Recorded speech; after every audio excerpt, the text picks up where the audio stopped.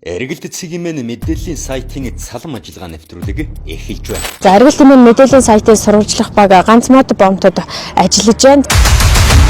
За бид яг одоо Монгол улсын байгалийн бүхий л үнэт металл болох хаалтцис мөнгө хөдөр буудаг энэ гайлын талбай дээр ирсэн байна.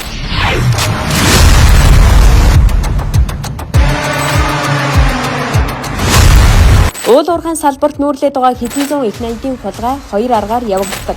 Тухайлбал улс төрчид болон уул уурхайн компани эзэд ашигт малтмалын дээд шинжилдэг хувийн лабораториудад хувилдаж хилээр гаргах алт мөнгө, зис, жонж, төмрийн хөдрийн агуулмжийг зориудаар дарж татвар төлөхөөс зугтдаг байна. Хоёрдугаарт алт зис нэрийн дор газрын ховор металлууд дагалдаж байдаг. Гэтэл уул уурхайн компани эзэд хувийн лабораториудад хувилдаж дагалдах элементүүдийг шинжлэхгүйгээр хилээр гаргаж хилийн цаана хэдэн зуун их найдын мөнгө угаах арга зохиодог маш ноцтой гэмт хэргийн сэжүүрийг эргэлт цэгийн мэдээллийн сайтын эрен сурвалжлах баг та бүхэнд хүргэж байна.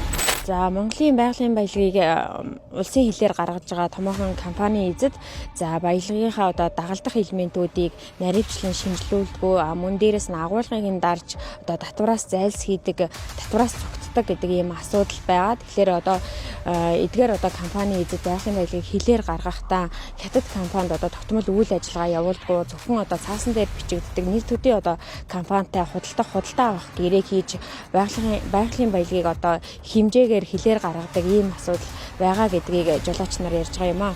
Манай Монгол дээр нэгдүгээр шинжилдэг лаборатори байхгүй байгаа. Хоёрдугаар шинжилдэг сэтгэл нь байхгүй байгаа. Тэр шинжилдэг дээр шаардлага тийм сонирхол шаардлага байдгүй баг. Дээжийн шинжилүүлэн тий урдаас ч гэсэн авахтаа дээжийн авна штэ тэгжиж авч байгаа штэ. Эдгээр өөрснөө дээжлээд тэр одоо худалдаа авахч хүн одоо жишээ нь сая нэг хужаа бас шатчихж байгаа байхгүй.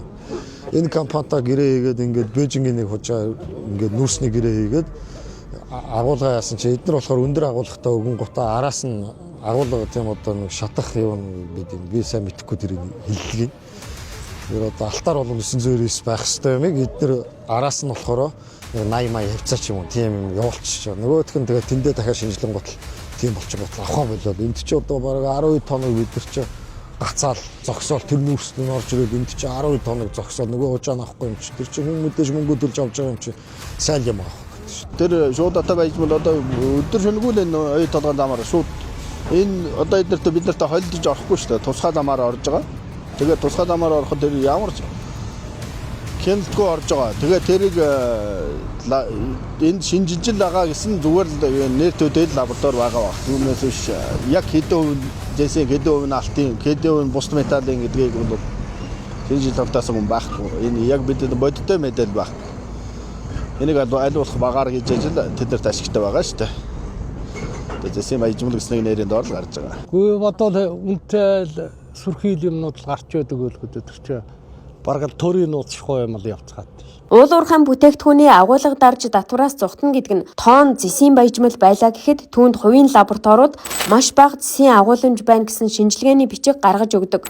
Тэр бичгийг нь хил гайлынхан үндэслэж бага татвар авдаг гэсэн үг.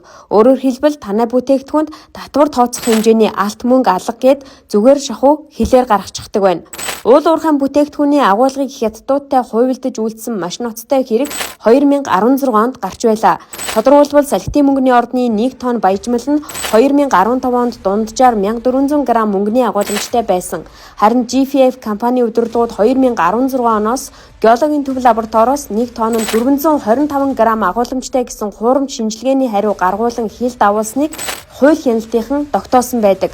425 г мөнгөний агуулмжтай баяжмал хил гаргах нь 1400 г агуулмжтай баяжмал гаргахаас 3 дахин бага татвар төлдөг гэсэн үг. Ингээд уул уурхайн бизнес эрхлэгчид үнэт баялгаа хилээр гаргаж хилийн цаана үнэн зөвөр нь шинжилүүлж гадныхан ч манай уул уурхайн бүтээгдэхүүнийг зах зээлийн хамгийн өндөр үнээр булаацалтаад авдаг байна. Бид дараагийн дугаартаа уул уурхайн бүтээгдэхүүний дээд шинжилдэг хувийн лабораториудын ард хэн байдаг, ашигт малтмалын дээжийг хэрхэн шинжилдэг болохыг баримттайгаар хүргэх болно.